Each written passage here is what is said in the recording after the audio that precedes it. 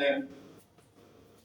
আমরা বুক করে আশা নিয়েছিলাম আজকের প্রধানমন্ত্রী শহীদ রাষ্ট্রপতি জিয়াউর রহমানের সন্তান, আজকের প্রধানমন্ত্রী বাংলার আবু সিনেত্রী বেগম খালেদা জিয়ার সন্তান, যার বুক অনেক বড়, যার মন ছিল অনেক বড়।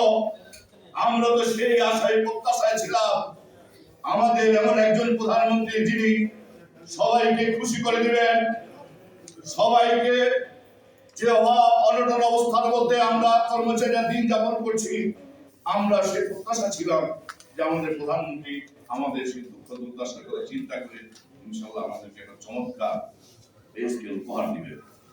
যাই দিয়েছেন পে স্কেল, যেভাবে দিয়েছেন আমরা সেটাকে গ্রহণ করেছি, কিন্তু আমরা যেটা লক্ষ্য করছি, যেটা শুনতে পাচ্ছি যে ধাপে ধাপে পে স্কেল পাওয়া,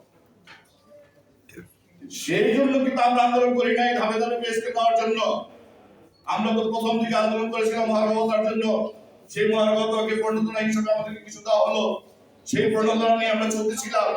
এখন যদি পে স্কেল থেকে ধাপে ধাপে দেওয়া হয়, প্রথম ধাপে যদি অর্ধেক দেন, তারপরে যদি আমাদের সেই প্রণোদনা কেটে নেন, তাহলে কর্মচারীদের আর থাকবে কিছুই তো থাকবে না সেখানে।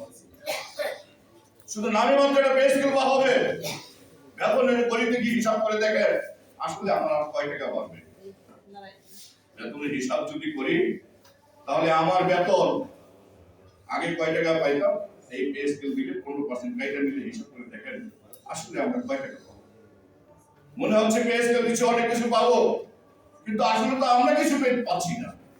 সুতরাং আমাদের সর্বশেষ যে দাবি সেটা হচ্ছে আমাদেরকে অন্তত শতভাগ বেসিক প্রথম দাবি দেন।